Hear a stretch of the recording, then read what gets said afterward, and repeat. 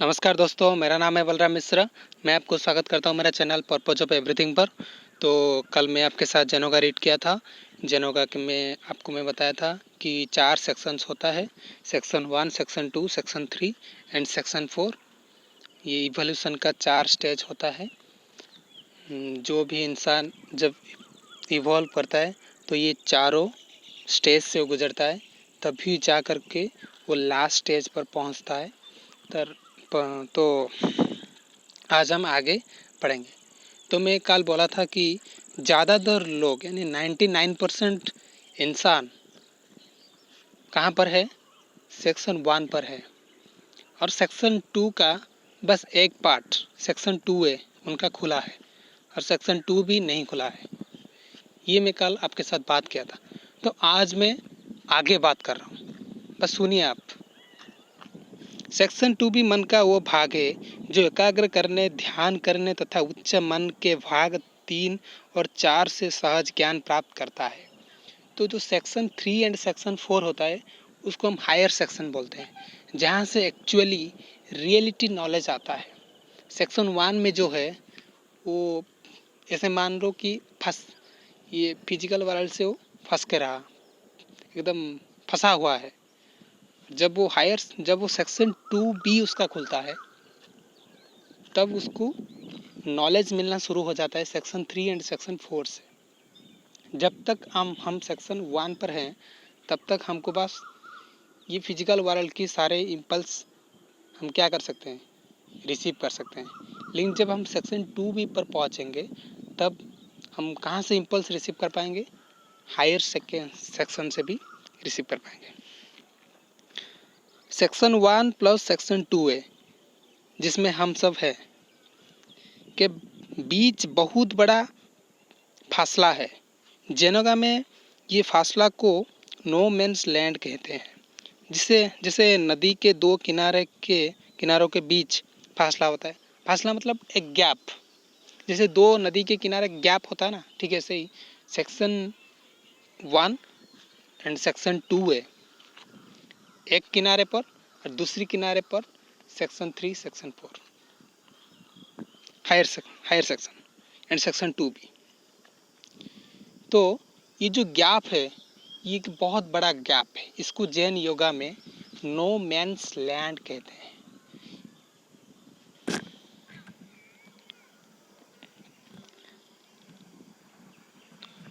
वास्तव में मन की एकाग्रता नो मैंस लैंड के दूसरे किनारे पर शुरू होती है। इसका अर्थ है सेक्शन 2B और उसके बाद वाले मन के भाग को विकसित होने पर ही एकाग्रता संभव है। तो कब ये जो कंसंट्रेशन है वो कब पॉसिबल हो पाता है? वो नो मैंस लैंड की आर पार जाने के बाद ही पॉसिबल हो पाता है। समझ में आ रहा है? उसको CCS नाम दिया जाता है।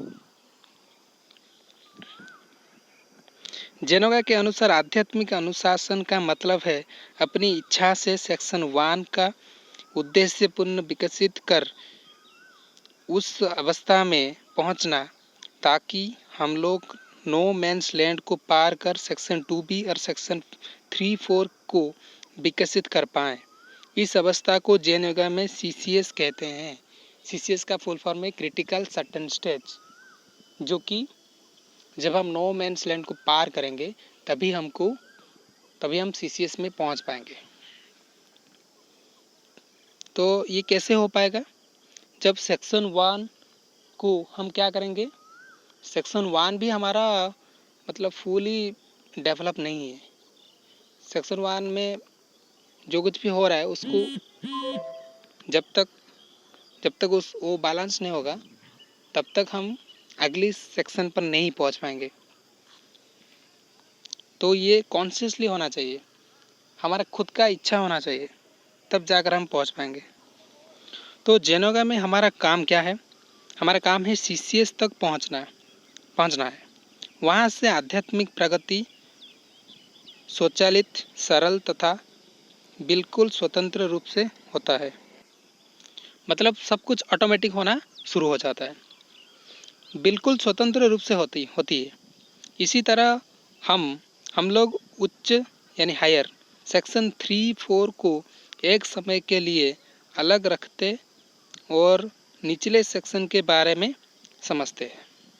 तो 3-4 को हम अलग रखेंगे और पहले हम जो लोअर सेक्शन है जहाँ पर हम हैं उसके बारे में सोचेंगे, क्योंकि हायर सेक्शन को पहुँचने के लिए ये जो नीचे वाला सेक्शन है उनको भी अच्छे से डेवलप करना और बैलेंस करना चाहिए, तभी जा कर के अगली सेक्शन पर हम पहुँच पाएंगे।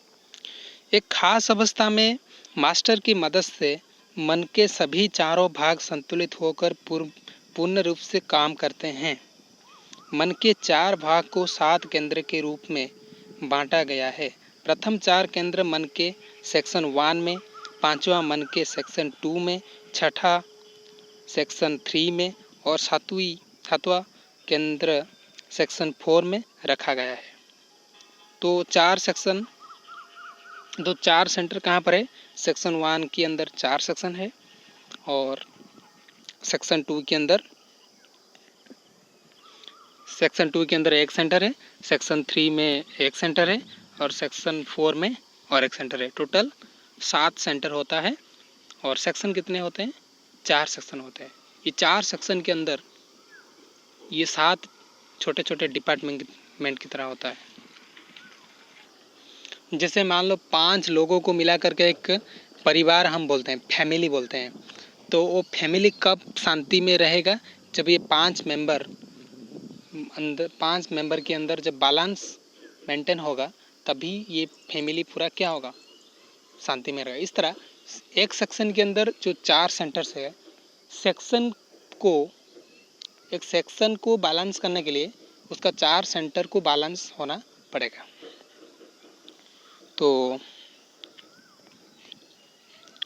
यदि हम कल्पना करते हैं कि प्रत्येक मनुष्य अपने आप में एक पुनः संयुक्त स्ट्रांग कंपनी है, तो 7वां केंद्र को वरिष्ठ प्रबंधक निर्देशक कहेंगे और 6वीं केंद्र को जूनियर प्रबंधक निर्देशक, 5वीं केंद्र को सामान्य प्रबंधक कहेंगे। अंतिम 4 केंद्र को विभागीय प्रमुख कहेंगे। तो ये जो 7 है सेंटर, ये सबसे सीनियर जो है, सबसे सीनियर प्रबंधक निर्देशक किसको बोला जाएगा? 7 वाला सेंटर को। तो आज के लिए इतना ही, बाकी हम कल पढ़ेंगे। Thank you for watching this.